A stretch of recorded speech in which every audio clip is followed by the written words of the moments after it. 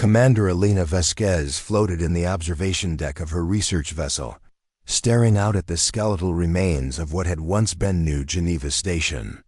500,000 years ago, this orbital habitat had housed 12 million human colonists at the edge of the Andromeda Spiral. Now there was nothing but twisted metal and the crystallized remains of atmosphere, frozen in the void like a monument to extinction. But today, something impossible was about to change everything humanity thought they knew about their own destruction.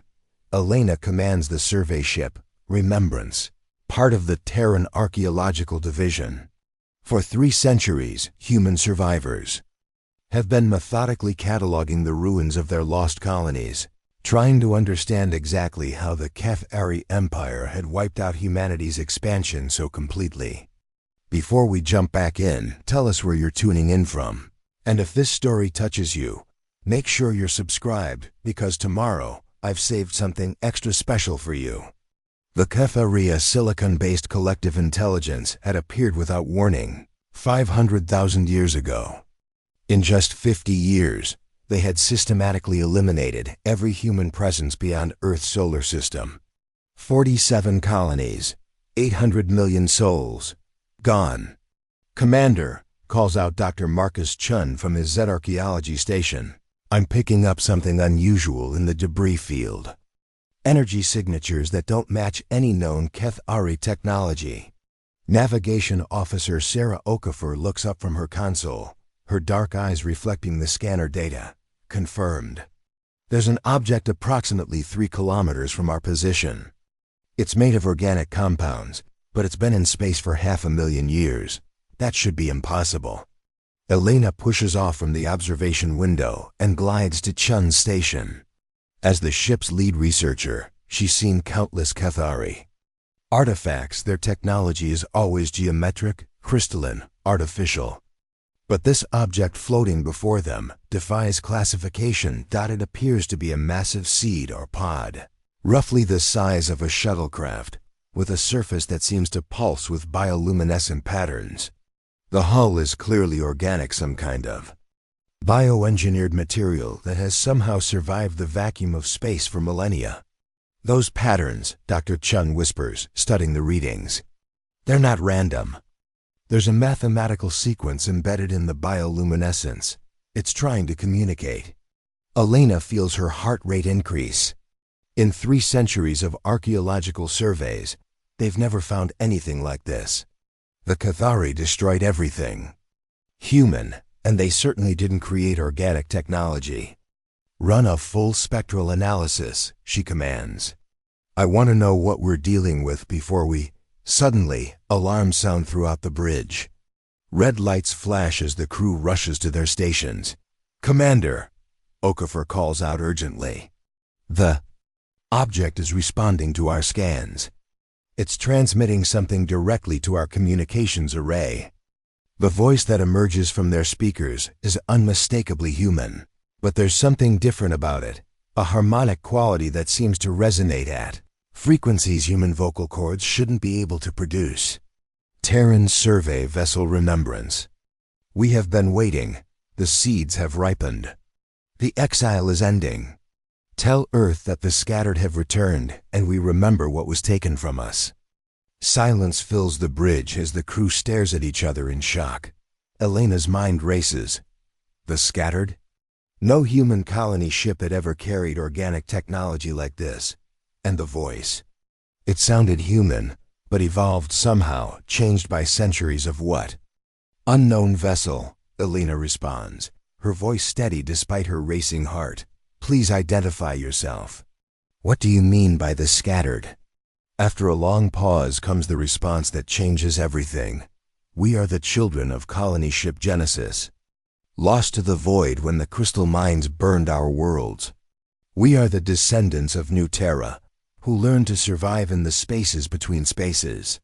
We are humanity evolved, and we have returned to reclaim what the Keth'hari stole from us. Doctor. Chun's face goes pale as he pulls up historical archives. Commander. Colony ship Genesis was reported destroyed 500,000 years ago at the Kepler Junction. There were no survivors. and New Terra was glassed by the Keth'hari. We have the orbital bombardment records. Nothing could have survived. The object begins to pulse with brighter bioluminescence as the voice continues. Your records are incomplete. Archaeologist Chun. Some of us escaped beyond the reach of crystal-mined weapons. Some of us learned to adapt, to evolve, to become something the Keth'hari could not destroy. We have spent 500,000 years growing strong in the dark spaces where they dare not venture. Elena feels the deck seem to shift beneath her feet. Everything humanity believed about their own history, their own destruction, their own limitations, it was wrong. What do you want?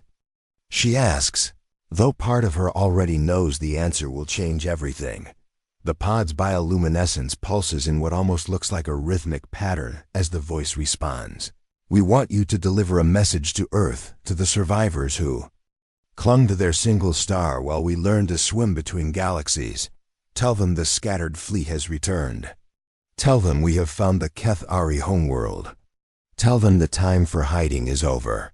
After a dramatic pause, the voice delivers the final message that will reshape human civilization. Tell them the war they started 500,000 years ago is about to end.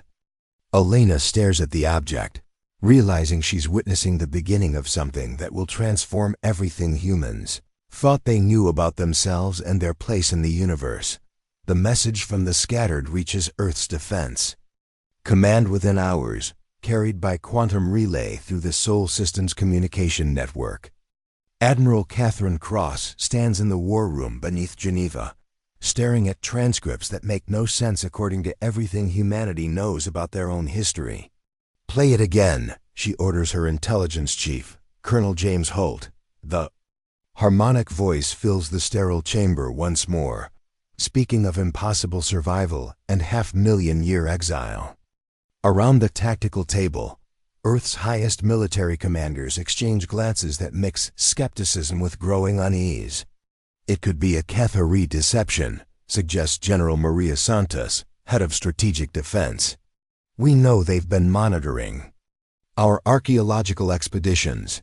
Maybe they're trying to lure our fleets away from Earth. But even as she speaks, new reports begin flooding in from across human space. On Titan Station, mining supervisor David Park receives an urgent transmission from his deep space survey team. They've discovered what appears to be a massive crystalline growth on the hull of their excavation ship, except the crystal isn't Keth'hari technology. It's something organic, something that pulses with its own internal light and responds to human presence. The structure wasn't there when we launched this morning, reports survey leader Lisa Chang over crackling communications. It just appeared. And Park, it's trying to interface with our computer systems. Our AI keeps receiving data packets in what looks like evolved human code.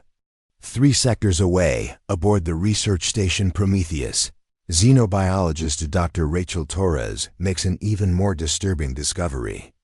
The tissue samples she's been studying, remnants supposedly from Keth'hari bioweapons, have suddenly begun to reorganize themselves into patterns that look almost like cellular structures. But these aren't Keth'hari cells. They're human cells, modified beyond anything in Earth's genetic databases. The DNA sequences are definitely human in origin, she reports to Earth Command, her voice tight with scientific excitement and fear. But they've been altered at the quantum level. The cellular structures can exist in multiple dimensional states simultaneously. This is biological engineering centuries beyond our current capabilities. Admiral Cross feels a cold certainty settling in her stomach as the reports multiply. Whatever the scattered are, they're not limited to single contact points. They're revealing themselves across human space in a coordinated pattern that suggests careful planning and overwhelming technological superiority.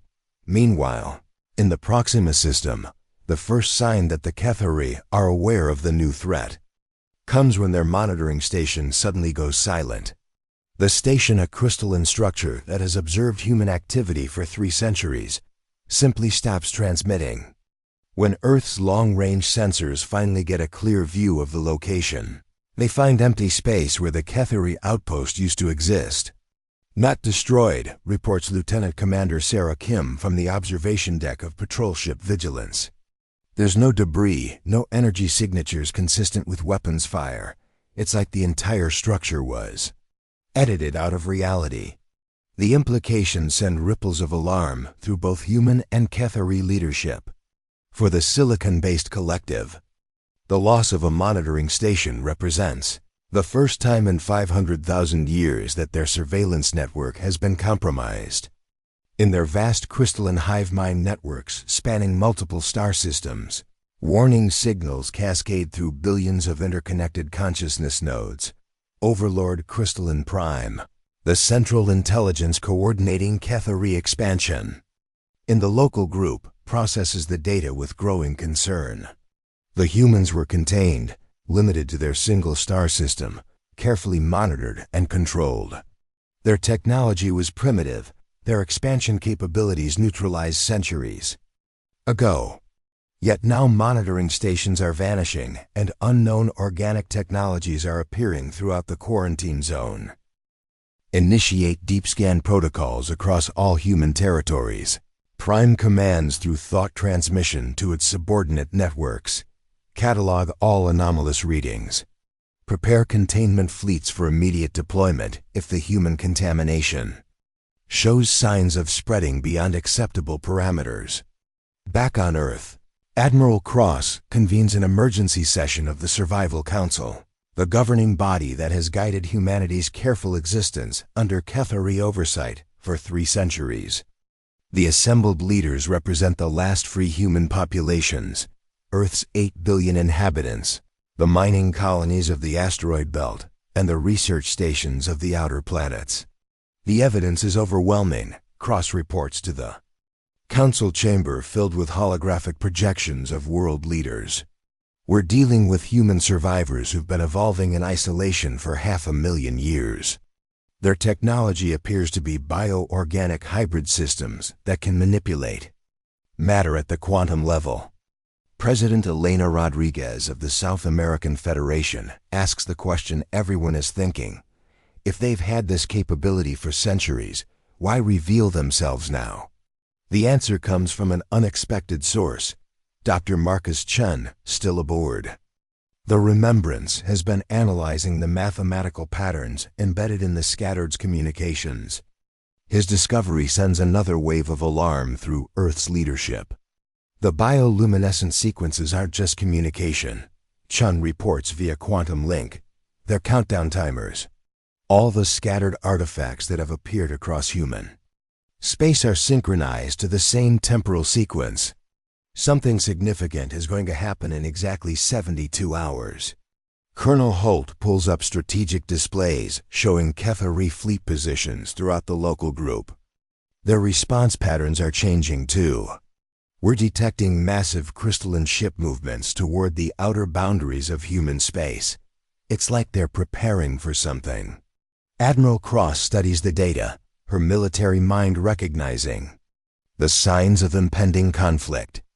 Both sides, the returning scattered and the established Keth'hari Empire, are positioning for something that will dwarf anything humanity has witnessed in their recorded history. "Whatever the scattered have planned," she says grimly, "the Keth'hari are preparing to stop it. And we're caught in the middle of a war, between forces we don't understand, fighting with weapons that shouldn't exist." Preparing and narrating. This story took us a lot of time. So if you are enjoying it, subscribe to our channel, it means a lot to us. Now back to the story. The 72-hour countdown continues, marking time toward a confrontation that will determine whether humanity finally breaks free from their 500,000-year imprisonment or faces complete extinction in the crossfire. Between evolved cousins and crystalline overlords, the countdown reaches 0 at exactly 14:33 Universal Standard Time, and reality itself seems to bend around Earth's solar system. Commander Elena Vasquez, still aboard the Remembrance near the ruins of New Geneva Station, watches in amazement as space around her begins to shimmer like heat waves rising from summer pavement. "Commander," Dr. Chen calls out, his voice filled with awe and terror. "The quantum field readings are off any scale I've ever seen. It's like someone is rewriting the fundamental laws of physics in this region of space." Then they appear. Not ships in any conventional sense, but vast living structures that seem to grow from the fabric of space itself. They're beautiful and alien at the same time, organic architectures that pulse with bioluminescent networks, stretching for kilometers in graceful curves that suggest both plant growth and conscious design. These are the vessels of the scattered, and they dwarf anything humanity has ever constructed. "Terran vessels," comes the harmonic voice that Elena first heard from the seed pod, now amplified across hundreds of communication frequencies simultaneously. "We invite representatives from Earth to witness what humanity became when freed from the constraints of flesh and fear." Admiral Cross, monitoring from Earth Command, makes a decision that will change human history. "Vasquez, you're our closest asset to their position. Accept their invitation. Take Chun and Okafor with you. We need to know what we're dealing with." Elena's small survey craft is drawn toward the largest of the bioships by forces that seem to operate outside normal physics. As they approach, the vessel's surface opens like a flower blooming, revealing interior spaces that challenge every assumption about ship design. Corridors flow like arteries, walls pulse with soft light, and the air itself seems alive with microscopic organisms that respond to their presence. They're greeted by beings that are recognizably human in origin, but transformed beyond anything Elena could have imagined. The scattered have evolved into something that exists partially in normal space and partially in dimensions that human science has only theorized about. They're taller, more graceful, with skin that seems to contain galaxies of moving light, and eyes that hold depth suggesting vast lifespans and accumulated knowledge. "I am Aria," says their guide, her voice carrying harmonics that seem to resonate in Elena's bones. "I was born on colony ship Genesis during the flight from the Keth'hari Purge. That was 497,000 years ago by your time frame." Dr. Chun's scientific mind struggles to process the implications. That's impossible. Human lifespans, even with advanced medicine, couldn't extend that far. Aria's expression contains something that might be amusement. "Dr. Chun, you're still thinking in terms of the limitations your species accepted while trapped in this single star system. We learned to transcend such boundaries long ago."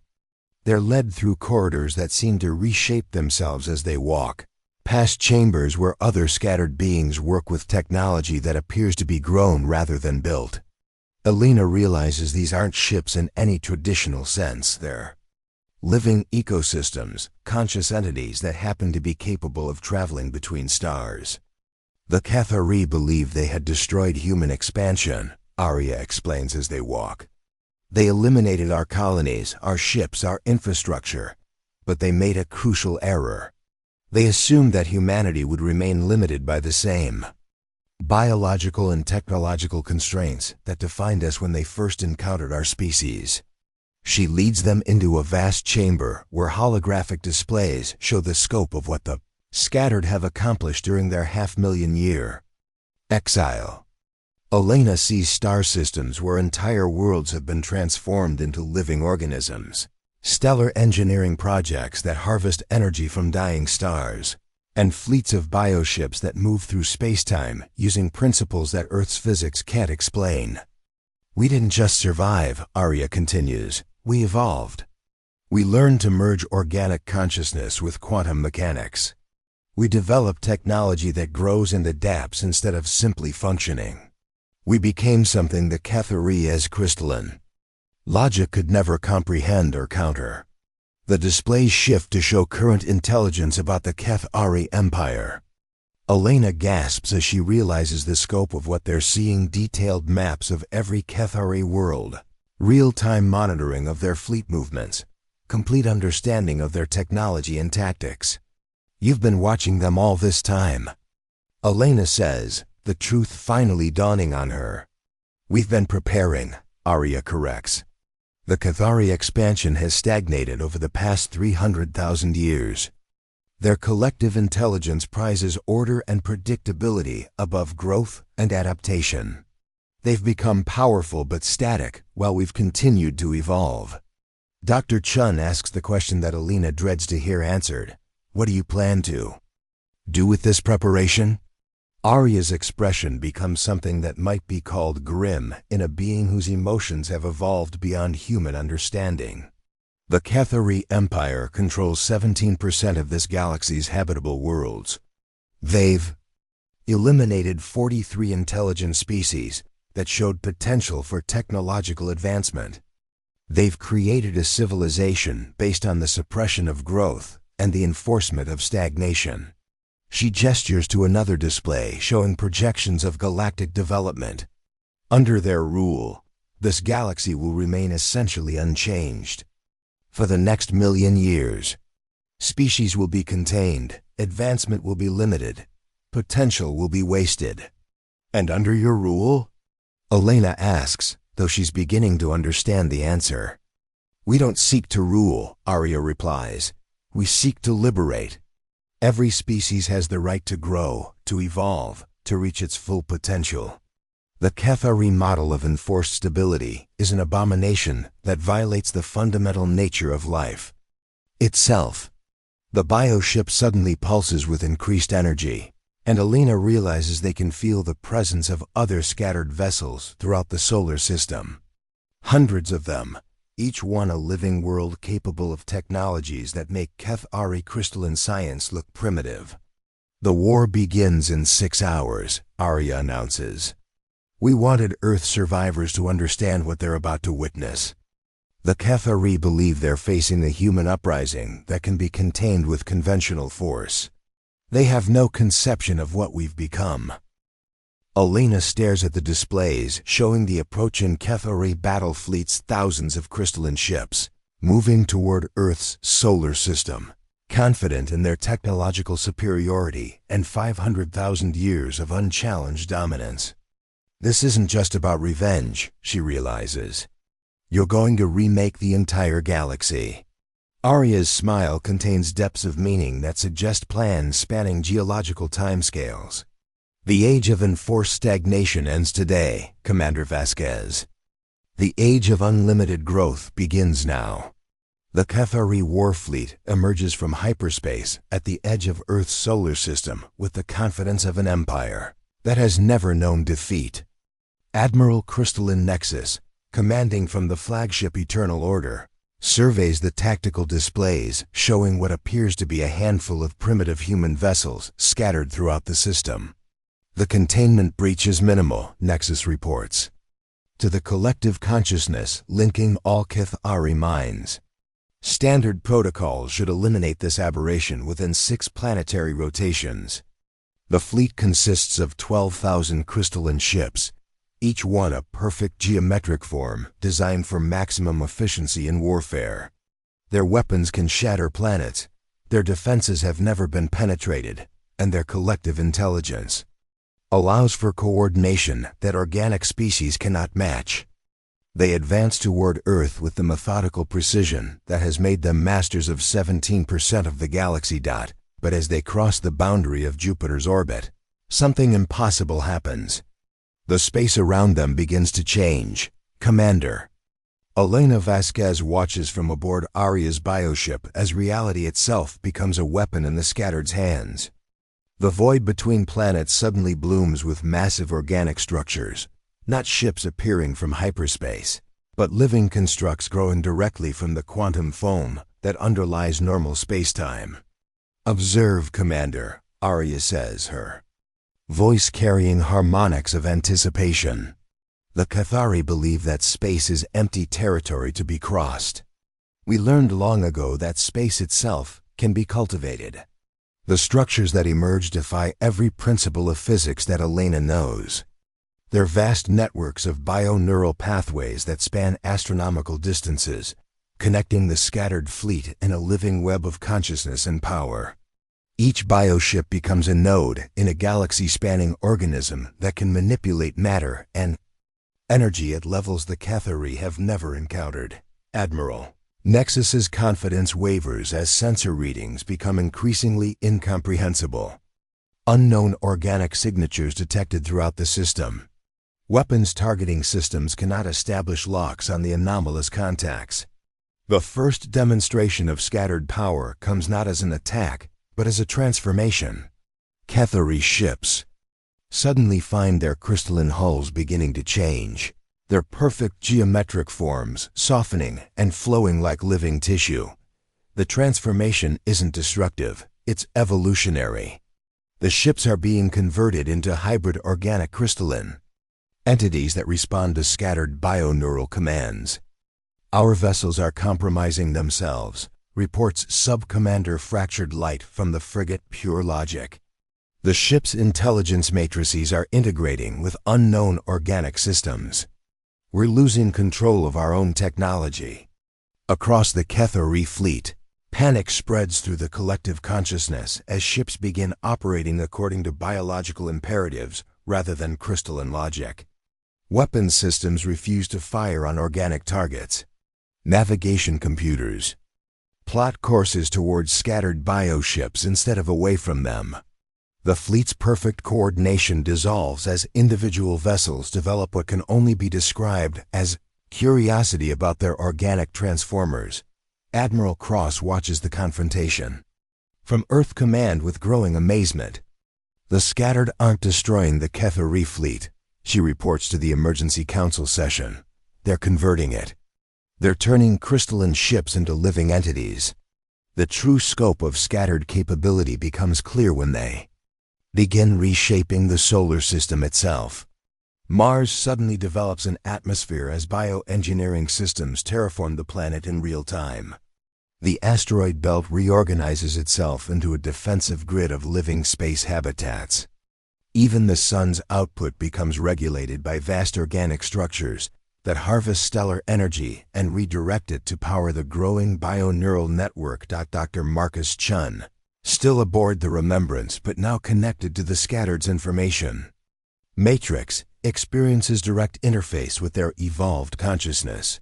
The sensation overwhelms his human neural architecture as he glimpses the true extent of what humanity became during their half-million-year exile. Elena, he manages to say through communication systems that now operate on quantum biological principles. They didn't just evolve beyond our limitations. They evolved beyond the concept of limitations itself. They can manipulate matter at the subatomic level through conscious intent. They've learned to edit reality by thinking it into new configurations.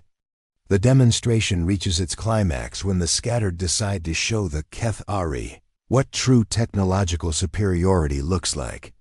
With a collective thought transmitted through their bioneural network, they begin to transform the crystalline Empire's most fundamental technology. Across 17% of the galaxy, Keth'hari worlds suddenly find their crystal cities beginning to sprout organic components. Crystalline communication networks develop neural pathways. Geometric architecture flows into living forms that maintain the same functions while adding capabilities the original designers never imagined. Impossible, Admiral Nexus transmits to the collective consciousness, though the word carries decreasing conviction as his own flagship continues its transformation into something that thinks and feels. Crystalline perfection cannot be improved. Upon Aria's response reaches every Keth'hari mind simultaneously through the converted communication networks. Perfection is not an end state, Admiral. It's a continuous process of growth and adaptation. Your empire achieved impressive efficiency, but efficiency without evolution leads to stagnation and eventual extinction. The final demonstration comes when the Scattered reveal the true fate of the human colonies the Keth'hari believed they had destroyed. Space throughout the local group suddenly fills with signs of human presence. Not the primitive colonies that had been eliminated, but vast living worlds that had been hidden in folded spacetime for 500,000 years. Earth's astronomers Watch in stunned silence as entire star systems that had appeared empty for centuries suddenly reveal themselves to be populated by scattered civilizations. Billions of evolved humans emerge from dimensional hiding places, bringing with them technologies that make the current confrontation look like a minor skirmish. "We never left," Arya explains to Elena as they watch the revelation unfold. "We simply learned to exist in spaces the Keth'hari couldn't perceive. Every world they destroyed had already been evacuated to dimensional sanctuaries. Every colony they eliminated had already transcended the need for physical infrastructure.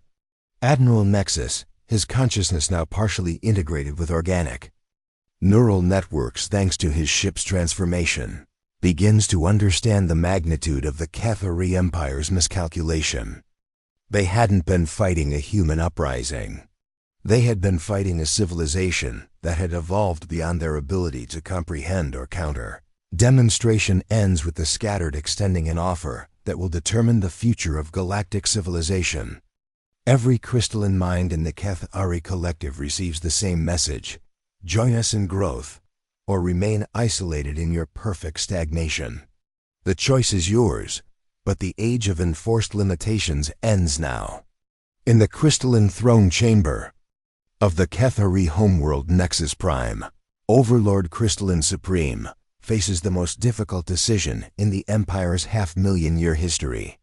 The perfect geometric chamber, carved from a single massive crystal that has housed their leadership for eons, now pulses with organic neural pathways that appeared during the Scattered's demonstration of power. The collective consciousness of 12 trillion Keth'hari minds weighs upon Supreme's decision matrix as reports continue flowing in from across their empire. 17% of the galaxy's crystalline infrastructure has been transformed into hybrid biocrystal systems that operate beyond their previous capabilities while remaining completely functional.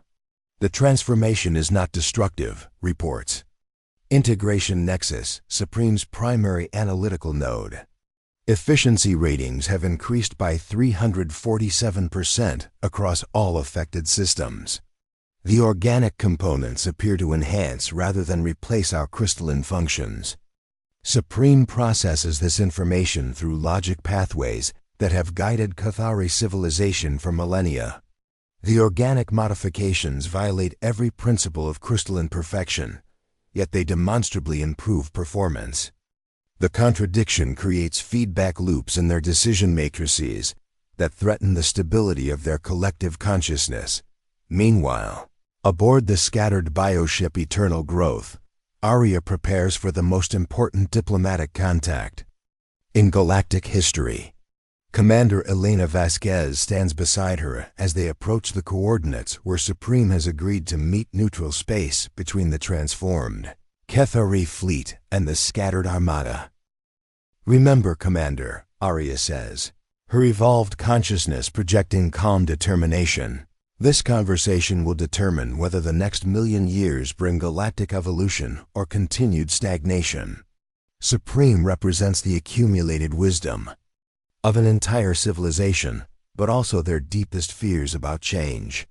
The meeting takes place in a specially constructed biocrystal chamber that combines both civilizations' architectural principles. Supreme arrives as a towering crystalline entity whose geometric perfection reflects light in patterns that hurt Elena's human eyes to follow. Yet even Supreme's form shows signs of organic integration, subtle bioneural networks threading through the crystal matrix like veins of living light. "Scattered entity Arya." Supreme's voice resonates through both crystalline harmonics and organic undertones. "You have demonstrated capabilities that exceed our predictive models by several orders of magnitude. The collective consciousness requires understanding of your intentions." Arya's response carries the patience of a being who has lived for 500,000 years.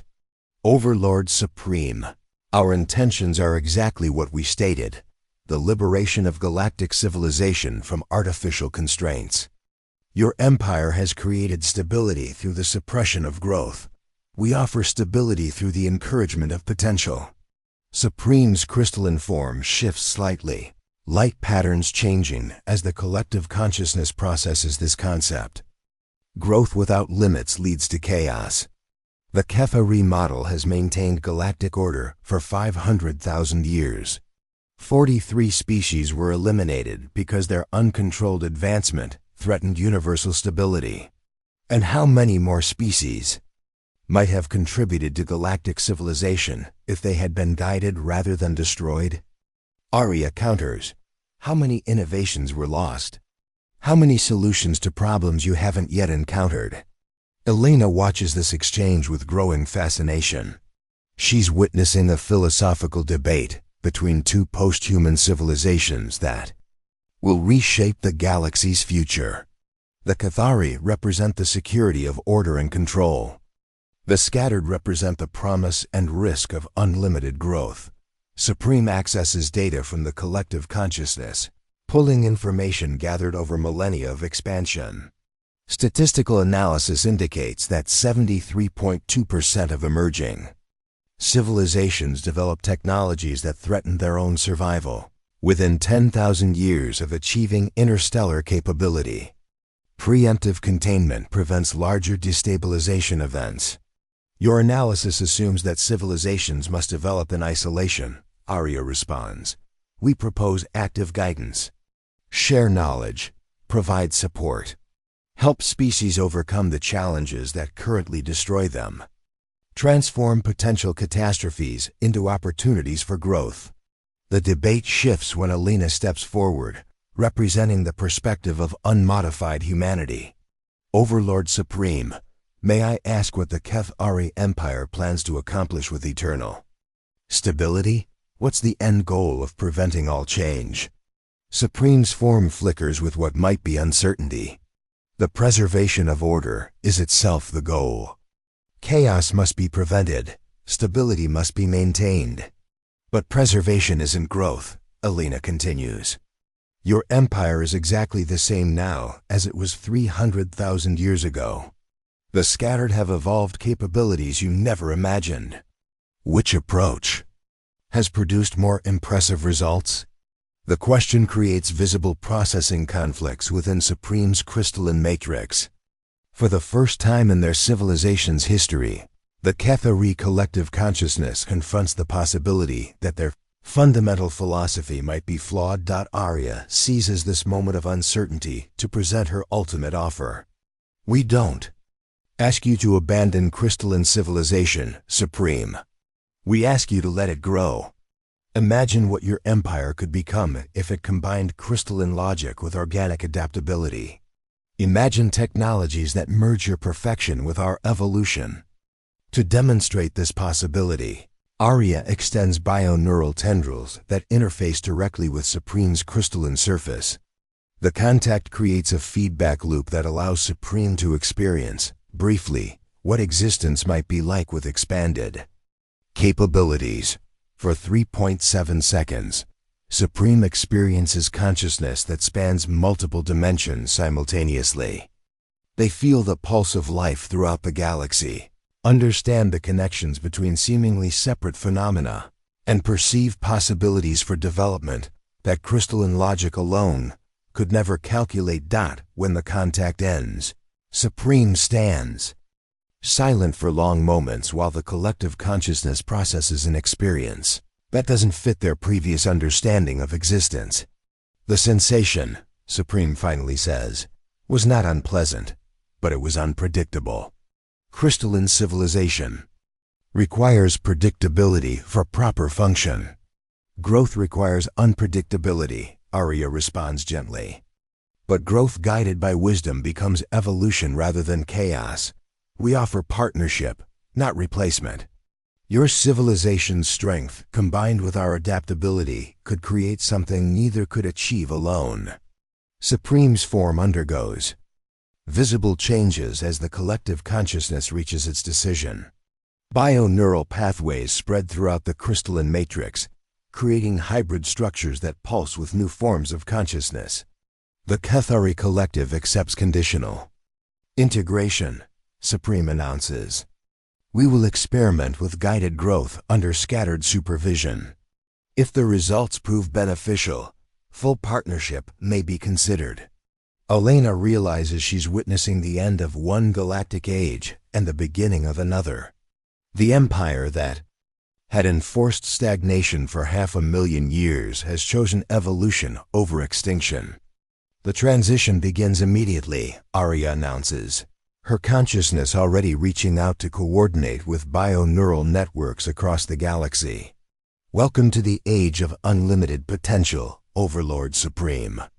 6 months after the Great Integration, Commander Elena Vasquez stands on the observation deck of New Terra Station, humanity's first biocrystalline hybrid habitat. The station orbits Earth at the gravitational balance point between the planet and Luna, its living walls pulsing with bioluminescent networks that connect it to similar structures throughout the solar system. Elena wears the insignia of Galactic Integration Coordinator, a position that didn't exist before the Scattered returned. Her role involves facilitating cooperation between baseline humans, evolved Scattered consciousness, and the newly integrated Keth'hari collective. It's challenging work, but the results exceed everyone's most optimistic projections. Transparent biocrystal walls, she watches Earth undergoing its own transformation. The planet's surface now hosts massive organic spires that regulate atmospheric composition, while providing habitats for both human and Keth'hari populations. The cities blend crystalline architecture with living systems, creating urban environments that grow and adapt to their inhabitants' needs. The integration proceeds more smoothly than our models predicted, reports Dr. Marcus Chun, who now serves as Director of Hybrid Technologies. His consciousness interfaces directly with both scattered bio-neural networks and Keth'hari computational matrices, allowing him to coordinate research projects that span multiple star systems simultaneously.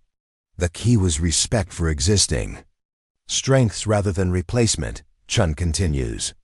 Keth'hari logical systems excel at complex calculations and long-term planning. Scattered organic networks provide adaptability and creative problem-solving. Baseline human consciousness offers perspectives that neither evolved group had considered. Elena nods, reviewing reports from across the galaxy on her biocrystalline interface. The numbers tell a remarkable story of transformation. Former Keth'hari worlds that had remained essentially unchanged for millennia now host thriving hybrid civilizations. Dead systems that the Empire had left untouched for 300,000 years are being terraformed, using combined biocrystal technologies that work faster and more efficiently than either civilization could achieve alone. Status report from the Vega sector. Elena requests. Colony ship Harmony completed terraforming of the Vega 7 system yesterday. Responds Sarah Okafor, now Admiral of the Joint Exploration Fleet. Population transfer begins next week. We're expecting 50,000 volunteers from Earth, 30,000 Keth'hari collective nodes, and 15,000 scattered consciousness entities. It will be the first truly integrated world. The communication arrives through networks that operate on principles unimaginable just months ago. Bio-neural pathways carry emotional context alongside data.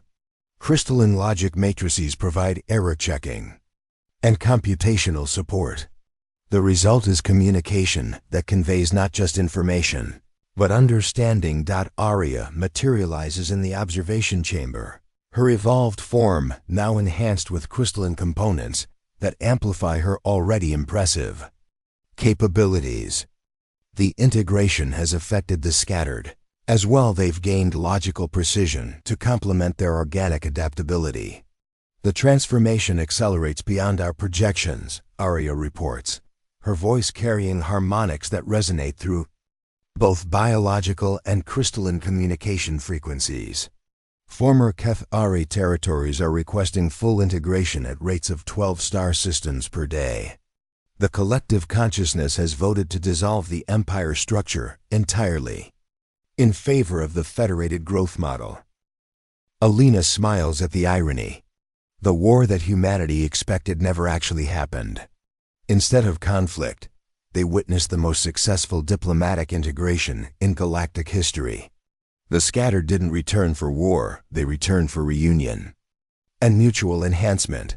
A priority alert draws Elena's attention to the main displays. Admiral Cross appears via quantum communication from the Outer System Defense Grid. Elena, we're receiving first contact signals from the Andromeda Galaxy. Multiple species are requesting information about our integration technologies. Word of our success has traveled farther than we thought possible.